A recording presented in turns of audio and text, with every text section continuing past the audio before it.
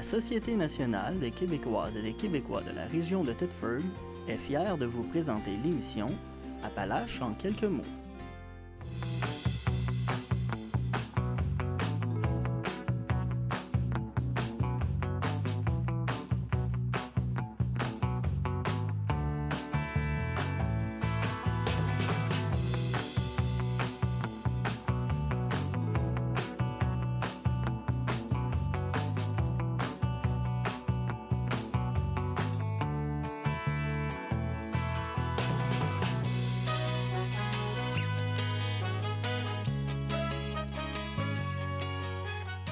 Madame, Monsieur, bienvenue à votre émission habituelle d'information Appalaches en quelques mots. Le débat organisé mercredi dernier par la Chambre de commerce et d'industrie de Thetford Mines a permis à 6 des 8 candidats et candidates en lice pour le poste de député de Mégantic-l'Érable de faire valoir leurs opinions et les idées qu'ils voulaient promouvoir. Malheureusement, une méconnaissance de la chose publique ou des besoins de la circonscription qu'ils veulent représenter est ressortie tout au long de l'exercice chez certains participants.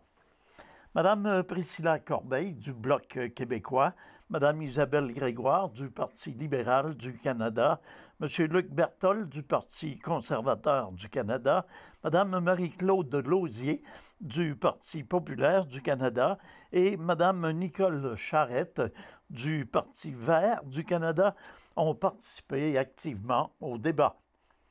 Candidat indépendant, Monsieur Jean Paradis, avait obtenu la permission de prendre la parole au début du débat et à la fin de celui-ci. M. Damien Roy du Parti Rhinocéros et M. Mathieu Boisvert du Nouveau Parti démocratique n'étaient pas sur place. Les échanges les plus musclés ont opposé la libérale Isabelle Grégoire et le député sortant Luc Berthold, et ce, à 2 reprises. Mme Grégoire a d'abord questionné M. Berthold sur son bilan relatif à la jeunesse à l'époque où il était maire de Thetford Mines et sur la position de son parti sur l'avortement. M. Berthold a vivement réagi en rappelant que Vision 2011 avait permis de donner la parole aux jeunes et que ce n'était pas fort de mettre en doute les résultats de cet événement. Quant au dossier sur l'avortement, le candidat conservateur a martelé que le dossier était clos et ne serait pas rouvert en Chambre. Ce sont les 2 occasions où Luc Berthold a abandonné son ton bon enfant pour s'emporter légèrement. La pénurie de main-d'œuvre, les finances publiques, la cybersécurité, le retour du train dans notre MRC, la valorisation des résidus miniers, l'agroalimentaire et la rétention des jeunes en région ont fait l'objet du débat. Le transport collectif en région, le financement des dépenses en santé des gouvernements provinciaux et le support à la recherche appliquée dans nos centres collégiaux de transfert en technologie ont fait l'objet de 3 questions en rafale. Force est d'admettre que sur le plan de la préparation, certains candidats n'avaient pas fait leur devoir. L'influence d'intervenants étrangers dans la campagne électorale, la cybersécurité, la loi 21 et la valorisation des résidus miniers ont donné du fil à retordre à certains participants. La campagne électorale bat son plein et la municipalité d'Adstock est à l'heure de dresser ses demandes. Du haut de la liste d'épiceries, les élus municipaux d'Adstock veulent un engagement sérieux de la part des candidats quant à l'avenir du développement du pôle récréo-touristique du mont Adstock, dont fait partie le domaine Escapade. La seconde réquisition touche la navigation de plaisance qui est présentement de compétence exclusive au niveau fédéral. Adstock, comme plusieurs autres municipalités, exige une plus grande autonomie dans ce domaine. Notre liste d'épiceries n'est pas longue, elle est même simple et très précise. Je souhaite que le futur député de Mégantic-l'Érable s'engage à accompagner la municipalité pour que soit accordée l'aide financière tant attendue. Le développement du pôle récréo-touristique du Mont-Adstock passe notamment par le projet du domaine Escapade, de souligner le maire de la municipalité d'Adstock, M. Pascal Binette. L'initiative de diversification des collectivités tributaires du Chrysotile représentait une enveloppe de 50 millions de dollars adaptée aux besoins de la région et des entreprises. Ce fonds a permis de réaliser plusieurs projets, mais malheureusement, tous les dossiers n'ont pas pu être menés à terme. Selon M. Binette, le renouvellement de l'enveloppe pourrait se faire à même le retour du remboursement des prêts, donc sans coût supplémentaire pour le gouvernement, et permettrait justement de réaliser cet important projet récréo-touristique comme bien d'autres qui sont priorisés par la MRC des Appalaches. Quant à la navigation de plaisance, une responsabilité d'ordre municipal pourrait se définir par un meilleur contrôle autour des plans d'eau, que ce soit par l'émission des permis de navigation, la simplification de la signalisation, la réglementation de la vitesse, le nombre d'embarcations ou encore par la délimitation des zones pour la pratique du wakeboard. Le maire Pascal Binette considère qu'il est tout à fait logique que les municipalités obtiennent plus d'autonomie dans ce domaine. Il y a un peu plus de 2 ans, l'organisme Se Parler, d'homme à homme, lançait son projet de création d'une bande dessinée et de capsules vidéo visant à contrer l'intimidation chez les jeunes. Après quelques ajustements, le projet est maintenant achevé et prêt à être utilisé, que ce soit par les enseignants, les intervenants jeunesse ou les parents et tuteurs. Bref, tout adulte qui a la responsabilité de l'éducation des jeunes adolescents. Laissons Mme Marie-Claude Gagné nous entretenir de cette bande dessinée et des capsules vidéo qui accompagnent le projet. En tant que fille de mon père, sœur de mes 2 grands frères, conjointe de mon mari et peut-être maman d'un futur petit garçon, je tiens réellement à notre mission. Elle nous guide à intervenir avec les hommes pour cesser les comportements de violence. C'est au quotidien qu'on travaille à la promotion des rapports égalitaires pour diminuer les coûts de la violence dans notre communauté. Ces coûts, c'est des coûts humains. Quand on parle d'une dynamique dysfonctionnelle au sein d'une famille, ça pourrit l'ambiance puis l'incidence au niveau de la santé mentale et physique. C'est important. Mais aussi des coûts financiers, comme par exemple une famille qui va passer dans le processus judiciaire, dans l'arrestation, de l'accusation et tous les professionnels qui vont être impliqués, soit avant, pendant et après dans ce processus-là. Donc, on œuvre à améliorer les relations interpersonnelles, puis on est un des acteurs importants dans la prévention de l'homicide conjugal. Quand on reçoit les usagers, dans l'évaluation, on va regarder s'ils ont des risques d'homicide et on va mettre un filet de sécurité, à la fois pour l'agresseur, mais pour les victimes aussi. Et cette année, 60 % de nos usagers ont été de manière volontaire, ce qui veut dire qu'on a peut-être prévenu l'appareil judiciaire au niveau de ces usagers-là.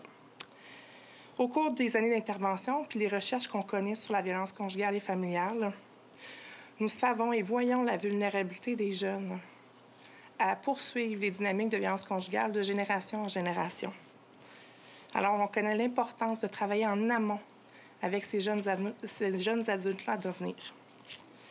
Nous dispensons des ateliers de gestion de l'agressivité pour les 12-17 ans qui permettent à ces jeunes-là d'avoir des rapports égalitaires avec autrui. Puis quand on peut se le permettre, bien, on accouche comme ce matin d'un beau projet comme ça.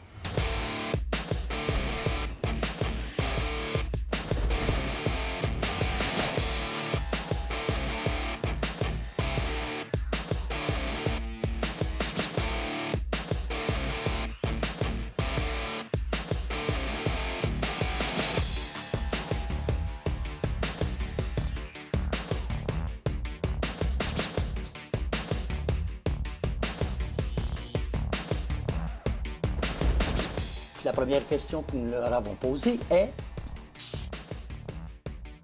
Ben, c'est sur les réseaux sociaux. C'est quand tu textes quelqu'un puis tu le... C'est harceler les gens sur les réseaux sociaux. Ben, c'est quand tu utilises les réseaux sociaux pour intimider les autres parce que tu as peur de l'intimider en pleine face. Comme ils ont dit, hein, c'est fait via les réseaux sociaux, via Internet, via le web. Mais c'est de l'intimidation, finalement, qui est fait via Internet. Et c'est du harcèlement, c'est des menaces, des propos injurieux, c'est de dégrader la personne. Finalement, c'est de se venger, d'être en colère, pas de la bonne façon. C'est vraiment d'essayer de faire de la peine ou de la souffrance à une autre personne et revenir tout le temps à la charge. C'est vraiment ça de la cyberintimidation. Le dimanche 20 octobre prochain, toute la population est invitée à participer à la Grande Marche de Thetford, encouragée par le Grand Défi Pierre Lavoie.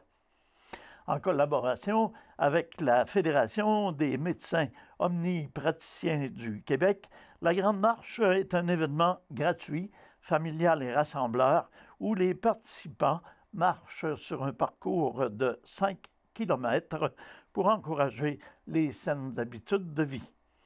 Le départ aura lieu à 10h30 au parc Saint-Alphonse, mieux connu sous le nom de Petit Cap, situé au 189 de la rue La Fontaine. Dès 9h45, petits et grands sont attendus sur le site pour profiter de l'animation. Également, des collations et des cadeaux seront offerts à tous les participants. Le parcours sera différent cette année puisque nous proposons aux marcheurs d'expérimenter 3 types d'environnements, soit la marche en forêt dans les sentiers du parc Saint-Alphonse, la piste cyclable, ainsi que la marche dans les rues de la ville. Nous espérons que vous apprécierez ce nouveau parcours et que vous serez nombreux à vous joindre à nous pour cette belle cause, de mentionner M. Jean-Philippe Grenier, directeur du service des loisirs et de la culture. À noter que les personnes qui souhaitent participer à la Grande Marche sont encouragées à s'inscrire à l'avance sur le site onmarche.com et à suivre l'événement sur la page Facebook Ville Thetford. La Grande Marche se tiendra simultanément dans 100 villes et municipalités partout dans la province. Cette participation fracasse le record de l'année dernière alors que 78 villes et municipalités avaient répondu à l'appel. Au total, plus de 54 000 marcheurs avaient alors pris part à l'événement à la grandeur du Québec. C'est de bon augure pour cette 5e édition de la Grande Marche.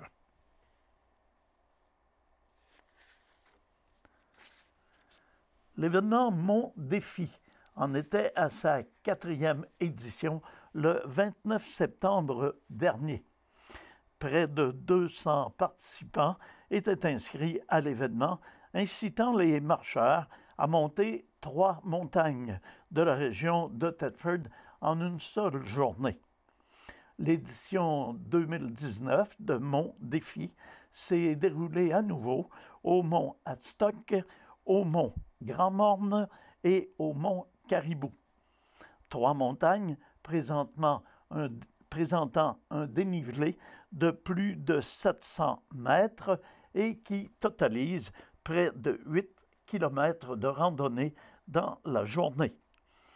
Malgré que cette année, la classe compétition ait été retirée de l'événement, certains participants en ont quand même profité pour se dépasser et réaliser des temps records.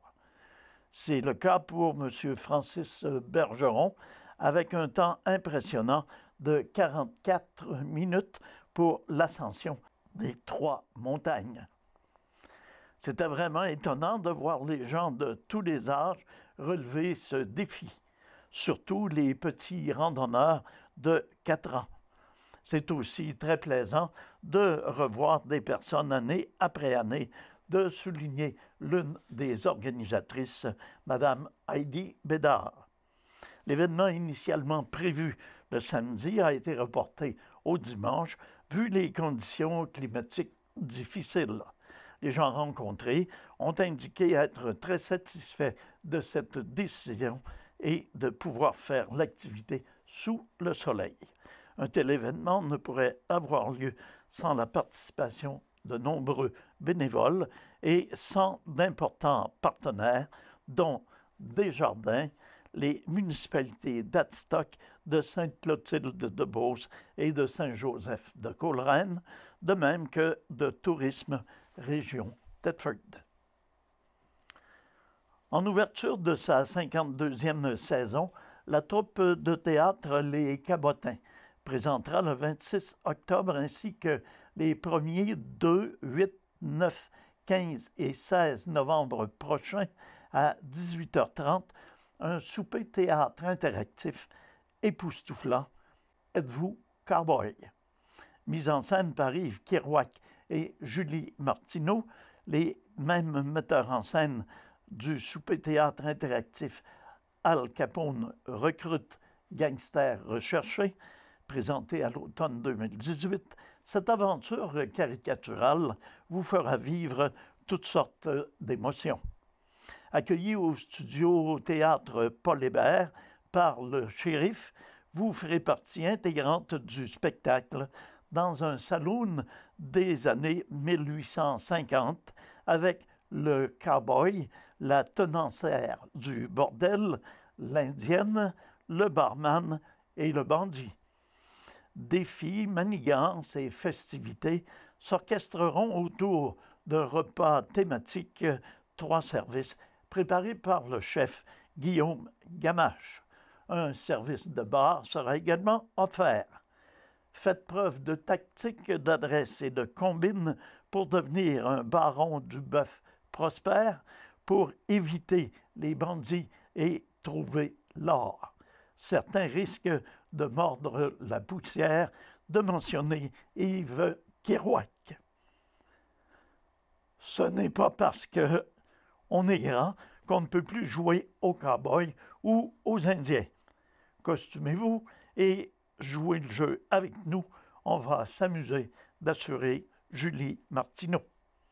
Mentionnons que 5 $ par billet vendu seront remis à la Fondation du Cégep de Thetford.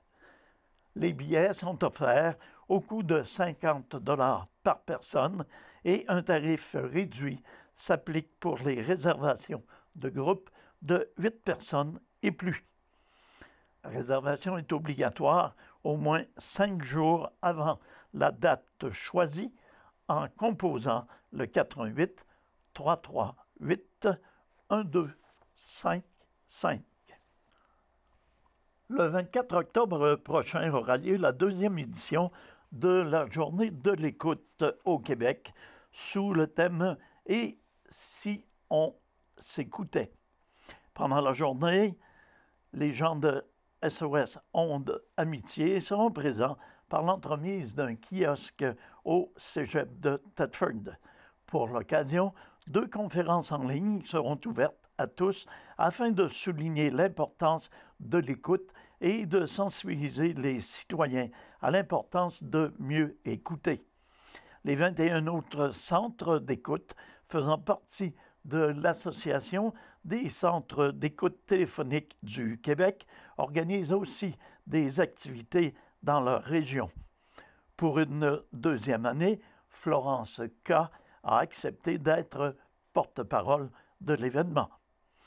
Pierre Plourde, coordonnateur de l'événement, espère que cette journée pourra ouvrir les yeux du grand public sur cette réalité.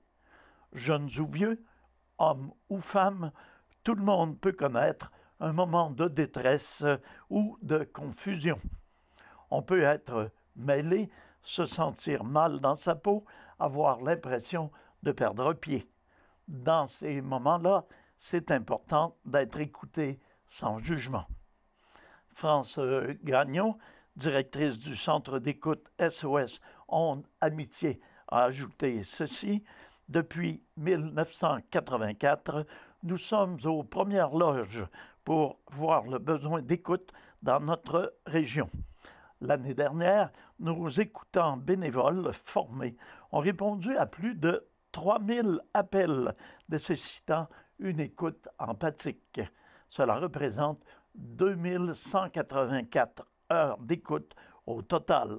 Cette écoute sans jugement, nous l'offrons à SOS Ondes Amitié. Jean-François Vézina, psychologue, auteur et conférencier, est lui-même un ancien écoutant. Dans sa conférence « Comment l'écoute m'a sauvé la vie », il parlera de son adolescence difficile et comment l'écoute reçue par telle aide a fait une différence dans sa vie. Par la suite, il est devenu écoutant pour cet organisme, puis responsable de la formation. Il est ensuite devenu psychologue pour continuer à aider les gens. Il sera donc possible d'assister aux conférences en ligne à partir de la page Facebook à l'adresse suivante www.facebook.com/ACETDQ/. Comment l'écoute m'a sauvé la vie, le 24 octobre à 10h, et l'écoute, une compétence qui se cultive, le 24 octobre à 14h. Comité organisateur de l'événement Réseau Culture Secteur Sud est heureux d'inviter la communauté artistique et culturelle, de même que les élus municipaux, à participer à son 5 à 7 annuel, vendredi 18 octobre, au Cabaret des Arts. Cet événement se renouvelle pour la 5e édition. La tenue d'une conférence intitulée « La culture, un levier de développement pour les municipalités » sera présentée par le maire de Saint-Camille, M. Philippe Paget. Elle sera jumelée à un gala de reconnaissance des bénévoles culturels choisis par les municipalités partenaires. Je m'en voudrais de terminer ce bulletin sans mentionner l'exploit réussi par l'équipe de baseball, les Blue Sox de Thetford, qui ont remporté le championnat des séries éliminatoires pour une 7e occasion au cours des 8 dernières années, et ce, en 10 années d'existence. Alors, bravo à l'équipe de l'entraîneur Dominique Bolduc. Et finalement, je vous signale que la période d'inscription à la classique RDV, Hockey Senior Région de Thetford, se termine le 22 octobre prochain. Alors, il faut s'inscrire sur le site de la classique RDV Hockey Senior. Alors voilà, c'est ce qui met un terme à nos informations pour cette semaine. Je vous invite à être des nôtres la semaine prochaine pour un bulletin semblable. À tous et à toutes, une excellente semaine. Demain, vous à l'écoute. Notre programmation se poursuit.